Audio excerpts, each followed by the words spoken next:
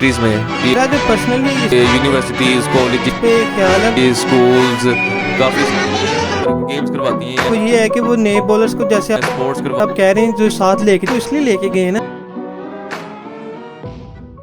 अस्सलाम वालेकुम guys, welcome to our podcast channel Boundary and Busters. तो आज हमारा है पॉडकास्ट का दूसरा एपिसोड और हमारे साथ हमारे गेस्ट मौजूद हैं हारिस अली। अस्सलाम वालेकुम, वालेकुम सलाम। क्या हाल चाल है आपका? मैं ठीक ठाक, आप सुनाएं। अल्लाह का शुक्र। और जैसा कि आप लोगों को पता है कि आज हमने बात करनी है वर्ल्ड कप के बारे में और वार्म अप मैचेस के बारे में जो पिछले वीक हुआ है पाकिस्तान और न्यूजीलैंड के ऊपर मैच जी जी हैदराबाद में, उसके बारे में आपका क्या ख्याल है? यार, बात ऐसी है कि मैंने तो पूरा मैच देखा। जी जी ठीक है, जब मैच देखा है, पाकिस्तान ने काफ़ी अच्छी बैटिंग की है, ख़ास तौर पर साउथ शकील ने और रिजवान ने भी, बाबर ने भी, और उसने भी किया, सलमान अली आगा ने भी। जी जी बिल्कुल ऐसी। पाकिस्तान ने काफ़ी अच्छा स्कोर बना लिया था, तकरीबन 350 के करीब। 350 के करीब जी। जी, तो उसके बाद जब बॉलिंग आई है पाकिस्तान की, तो हसन अली ने जो स्टार्टअप किया है। स्टार्टअप किया, उन्होंने पहली विकेट लिया अपने पहले ओवर में। हाँ जी, ऐसे ही है। तो उसके बाद शहीन शाह ने भी काफ़ी शुरू में अच्छी बॉलिंग की, तो हारिस रऊफ ने भी। तो मुझे ऐसा लगा कि दरमियान में जब उनका जो बॉलिंग लाइनअप थी वो जी। थोड़ी सी ना ख़राब हो गई उनकी, तो ऐसा लगा कि काफ़ी ना मार पिटनी शुरू हो गई उनको। 23 ओवर्स में 180 हो गया उनका स्कोर। देखे ना, जैसे आपकी टीम ने मेरे ख्याल से जिस तरह खेला है वो है कि वो बहुत स्लो खेले हैं इस 50 ओवर्स के मैचेस में। इनको ज़्यादा तेज़ खेलना चाहिए। जैसे आपकी इंग्लैंड की टीम खेलती है, वो एक 50 ओवर्स को भी T20 के फॉर्मेट की तरह सोच के खेलती है और वो कंटिन्यूसली स्कोर पे स्कोर करती है तेज़। तो जैसे न्यूजीलैंड ने तो उस तरह नहीं सोचा, उनका माइंडसेट इस तरह था कि भाई कि वो स्कोर करेंगे ज़्यादा से जी ज़्यादा। की बात कर लें हसन अली की, तो उसको शुरू के ओवर्स में उसने बॉलिंग अच्छी की है, लेकिन उसके लास्ट ऑफ फ्यू ओवर्स से उसमें उनको ज़्यादा स्कोर पड़ना शुरू हो गया था। उसके बारे में आपका क्या ख्याल है? क्या ख्याल है? ये कि हसन अली है, पहले तो हमें जैसे पता चल रहा है कि 2017 का वो अच्छा बॉलर था। चैंपियंस ट्रॉफी के मैच जी में। जी, वो पहले नंबर पे भी रहा है। तो तब उसका जो था ना, उसके अंदर स्किल्स थी, वो जी उसने बरकरार रखी हुई थी। जैसे लगता है कि वो हार्ड वर्किंग तब बहुत ज़्यादा करता था उस टाइम में। लेकिन अब ऐसा फील होता है कि जब तक उसे वो मिल गया, पॉपुलैरिटी मिल गई है, हर चीज़ मिल गई है, तो वो अब इजी वे में लेता है उन चीज़ों को। अच्छा जी। तो मेरे ख्याल से उसको ना अब अपनी बॉलिंग लाइनअप पे और थोड़ी सी अपनी स्किल्स पे, टेक्निक पे काम करना चाहिए उसे, कि आगे महसूस होना चाहिए उसे कि मेरी जब मैं बॉलिंग करता हूँ तो मैं अगले बंदे को तंग करूं बॉलिंग से, ना कि अब उसको इजी आप बैट पे दें और वो आपको साथ ही बाउंड्री पार और बाउंड्री पे चौके। इस तरह तो नहीं होता ना अब। और दूसरी बात ये कि एक तो आपने नसीम शाह की जगह हमने जमान खान, दूसरा जी, बॉलर है, वो ठीक रिजर्व है, ट्रैवल पे है। और रिवर्स टेबल अब उसको इस मैचेस में रखेंगे, वो अगला मैच में, क्योंकि हसन अली इंजर्ड हो गया हाँ था। जी, वो पता चला इंजर्ड हो गया, उसके हाथ पे चोट लगी है। जी, मैं एक ही बात करना चाहता हूँ कि जब आप किसी बॉलर को लेके जाते हैं तो फुली फिट क्यों नहीं होता वो बॉलर, आप बताएं ज़रा। मुझे लगता है क्योंकि हमारे जो प्लेयर्स जो थे, जो हमारी पीसीबी की कमेटी थी, उनको चाहिए था कि वो जो रिक्वायरमेंट थी वो ये रिक्वायरमेंट थी कि हमें इस टाइम चाहिए था नसीम शाह की जगह कोई एक्सपीरियंस बॉलर।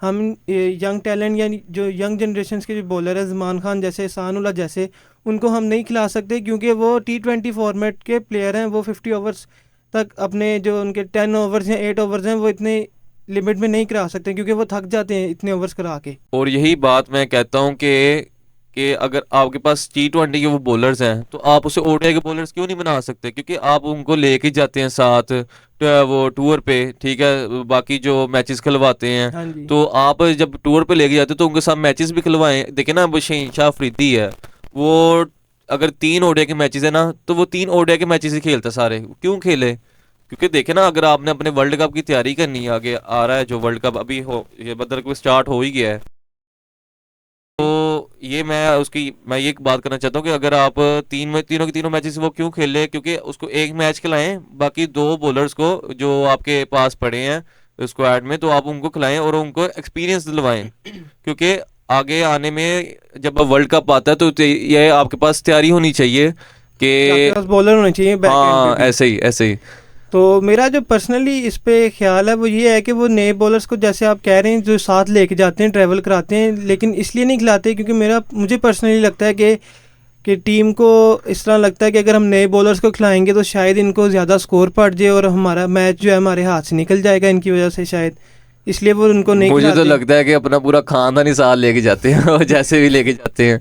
अब देखे ना, ऐसे ही है कि आप ना, उन्हें जैसे रखा तो नहीं था एक खानदान ने हाँ जी, कि ये बंदा ये काम करेगा, ये बंदा ये काम करेगा, ये बंदा ये काम करेगा, वो उसी टाइम उन्होंने पूरी टीम ऐसी बनाई हुई है कि शहीन ये काम करेगा, नसीम ये काम करेगा, हारिस साहब ये काम करेगा, बाबर आजम ने ऐसे बनाया हुआ है। लेकिन ऐसा नहीं होता कि आपने हर बंदे को वहाँ पर ट्राई करना पड़ता है। हाँ जी, आपको हर जो आपके बॉलर्स हैं उनको ट्राई करना चाहिए कि वो किस तरह की परफॉर्मेंस शो करा रहे हैं। अगर वो अच्छी परफॉर्मेंस करा रहे हैं शो, तो आपको चाहिए कि आप उसको और मोटिवेट करें और थोड़े बहुत मैचेस खिलाएं। और ऐसे ही एक ऑस्ट्रेलिया और नेदरलैंड का मैच था, तो मैंने उसमें देखा था कि नेदरलैंड ने ना थोड़ा सा टफ टाइम दिया है टफ ऑस्ट्रेलिया टाइम दिया का। है स्टार्टिंग में, जब उन्होंने हाँ, पहले ओपनर उनका आउट किया पहले ओवर में उनके बॉलर ने। वो तो बस बारिश की नज़र हो गया वो मैच, मैच, लेकिन हाँ वो जी, थोड़ा सा अब रिजल्ट तो कोई आया नहीं रिजल्ट उसका। तो कोई आया नहीं, लेकिन वो मैच मेरे ख्याल से थोड़ा इंटरेस्टिंग हो सकता था अगर स्कोर ज़्यादा होता और बारिश ना होती, तो मैच बड़ा इंटरेस्टिंग था। लेकिन दूसरी तरफ देखा जाए तो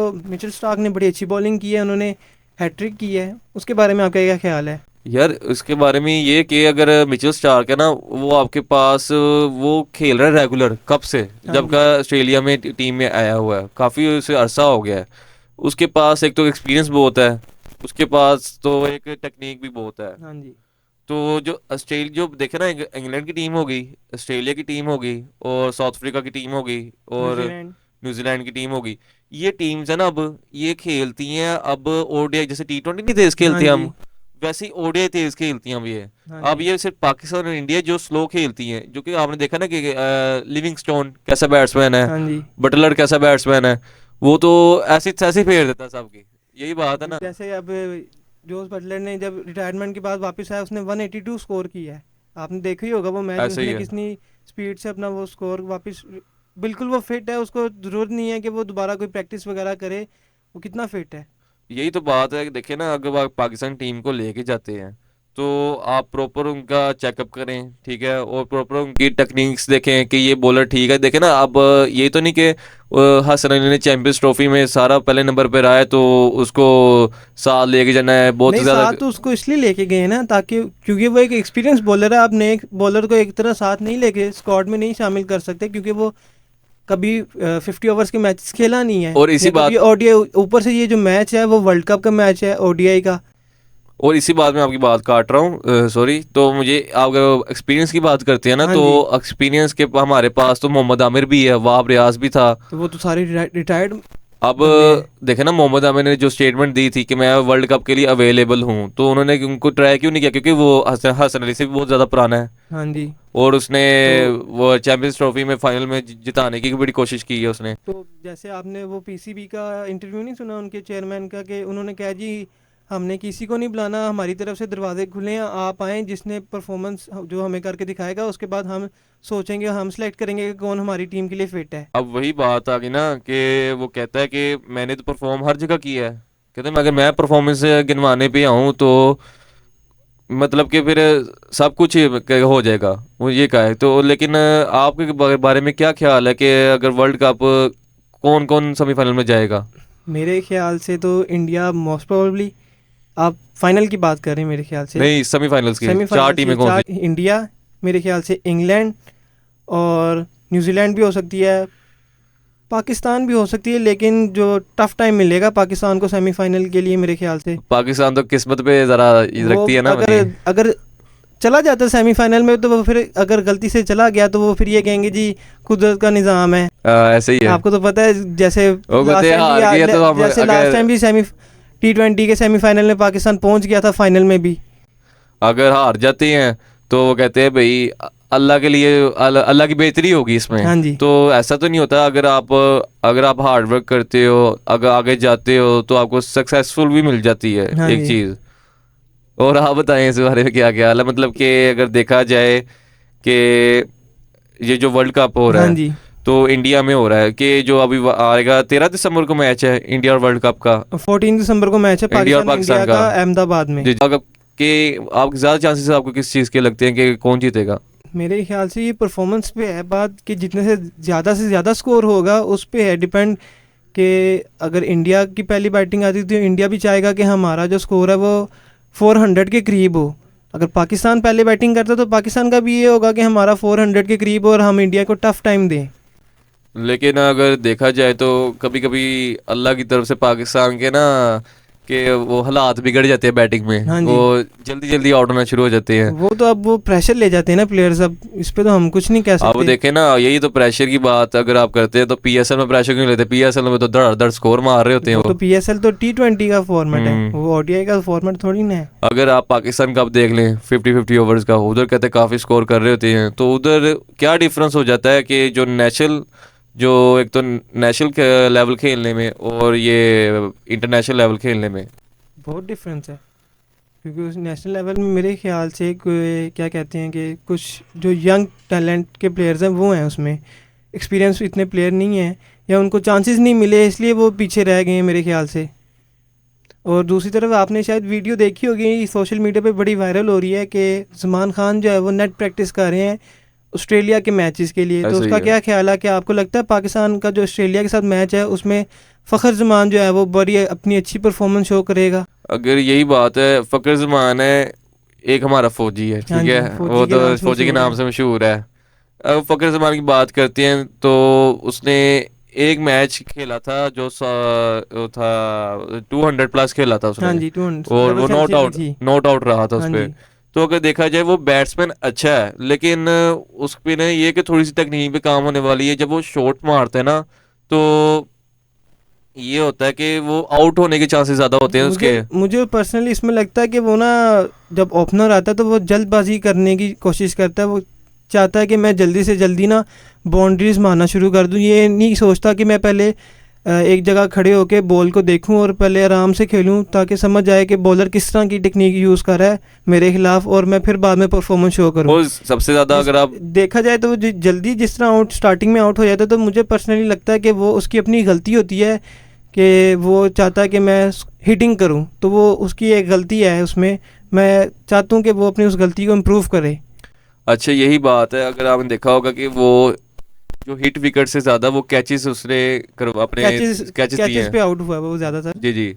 तो अगर ये देखें ना, अगर जमान खान जैसे बॉलर्स और भी आ सकते हैं, हमारे कहते हैं कि Pakistan is the land of हाँ बॉलर्स। जी, तो क्या, पाकिस्तान के पास बॉलर्स की कमी नहीं है, हाँ ऐसे टैलेंट ही। बहुत है पाकिस्तान के पास तो बॉलर्स फिर का। वो क्यों नहीं ऊपर आते?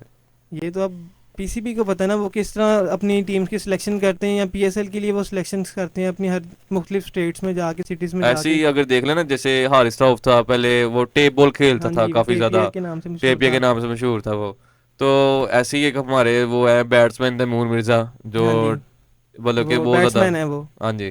तो आप इसके बारे में क्या राय देंगे कि अगर वो आना चाहेगा कि या नहीं आना चाहिए उसको, या नहीं आना नहीं चाहिए कि आना हार्ड चाहिए बॉल में? उसके, क्योंकि हार्ड बॉल और टेप बॉल में बहुत डिफरेंस है।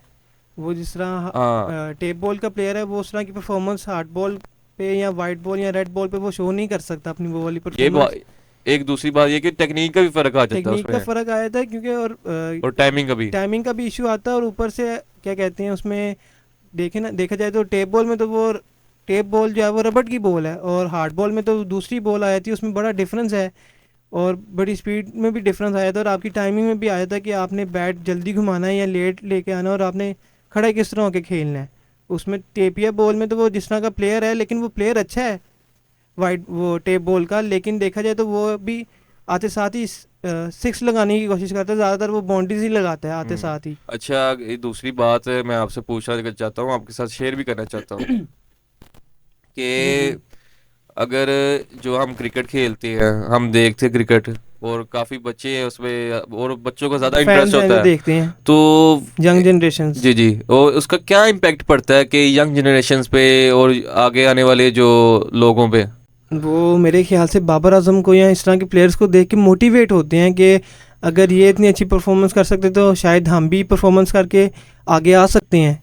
वो तो ठीक है, बात देखे ना, अब 20 करोड़ अवाम है, 20 करोड़ अवाम तो नहीं परफॉर्मेंस करेगी ना अब। नहीं नहीं, 20 करोड़ अवाम कहाँ से आ सकती है परफॉर्मेंस तो के फिर लिए? वही बात है, अगर देखा जाए कि जो स्टडी है बच्चे के लिए बहुत अहम होती है बहुत कि अहम है, घर वाले प्रेशर डालते हैं आपने दूसरी एक्टिविटीज़ नहीं करनी आपने, तो पढ़ाई पे फोकस करना, गेम्स में नहीं जाना आपने। तो वही बात है कि अगर वो एक होता है ना उनका बिहेवियर ऐसे ख़राब होता है कि वो जब खेलते हैं तो उस साथ वो कहते हैं कि हमने स्टडी नहीं करनी। हाँ जी। तो इस बारे में अब क्या ख्याल है कि करनी चाहिए स्टडी, क्या नहीं करनी चाहिए? क्योंकि स्टडी तो एक अहम रोल है आपकी लाइफ अहम में। रोल है, मैं मानता हूँ कि अहम रोल है। अगर जो स्टूडेंट्स या जो यंग जनरेशन के जो बच्चे हैं वो अगर अपनी गेम में अच्छी तरह परफॉर्मेंस दे रहे हैं और उसे पूरा टाइम वो अगर अपनी क्रिकेट को शो करा रहे हैं, तो मुझे चाहिए कि वो स्टडी को छोड़ दें और अपने उस क्या कहते हैं क्रिकेट को लेके आगे जाएं।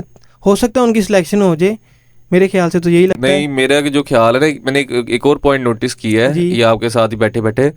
तो मैंने ये है कि अगर जैसे बाहर की कंट्रीज़ में ये यूनिवर्सिटीज़, कॉलेजेस, स्कूल्स काफ़ी सारे गेम्स करवाती हैं, स्पोर्ट्स करवाती हैं, क्लब्स लेवल के साथ खिलवाती हैं। तो ऐसे पाकिस्तान में क्यों नहीं है? पाकिस्तान की यूनिवर्सिटीज़ में, कॉलेजेस में ऐसा क्यों नहीं है? क्योंकि देखिए ना, वहाँ के बच्चे हैं साथ, वो ग्रेजुएट भी होते हैं साथ, और और साथ में वह वो जॉब भी कर रहे होते हैं जी, साथ और साथ। साथ साथ खेल भी रहे होते हैं। उनके पास इतना टाइम भी होता है, सब कुछ मैनेज भी करते हैं। लेकिन हमारे पाकिस्तान में ऐसा क्यों निज़ाम नहीं है? क्योंकि मेरे ख्याल से उनके पास टाइम मैनेजमेंट है, उनको पता है कि हमने किस टाइम पे क्या अपना काम करना है और किस तरह उसकी परफॉर्मेंस देनी है। तो यहाँ पे मेरे ख्याल से टाइम मैनेजमेंट का भी इशू आ जाता है। और बच्चे ज़्यादातर जो हैं वो, कुछ लोग जो हैं वो ज़्यादा इंटरेस्ट नहीं लेते। अगर वो देखने में इंटरेस्ट लेते हैं तो वो कहते हैं जी हमने क्रिकेट एज अ हम फ़ैन की तौर पे देखते हैं, हमें इतना पसंद नहीं है कि हम cricket game as a professional खेलें, हमें बस देखने का शौक़ है इसलिए हम देखते हैं।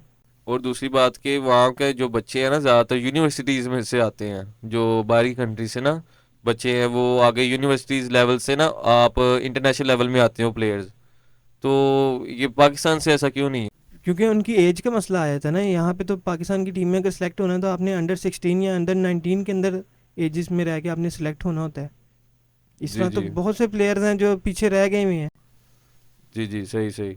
और वो आपके वर्ल्ड कप के बारे में ये ख्याल है कि काफ़ी टीम्स है जो सेमीफाइनल में जा सकती है? और ये आखिरी बात मैं आपसे ये करना जी जी, चाहूँगा पूछिए। कि फाइनल का आपका क्या इरादा है कि कौन सी टीम जा सकती है ज़्यादा? India most probably. मुझे इंडिया लगता कैसे? है मुझे लगता है इंडिया जा सकती है, क्योंकि उनका होम ग्राउंड है। उन्हें पता है कि अपने होम ग्राउंड में किस तरह खेलना है, और उनको स्टेडियम्स का पता है।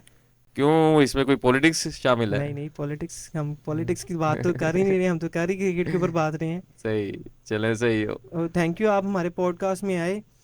तो अगर आपको हमारी वीडियो अच्छी ओके। लगी है तो please like share and comment, और हमारे चैनल को सब्सक्राइब करें। और आने वाली वीडियो में आप हमें कमेंट्स में बता सकते हैं आपको किस टॉपिक पे हमारी वीडियो चाहिए। थैंक यू हारिस, आप हमारे पॉडकास्ट में आए। Thank you very thank you so much. Much.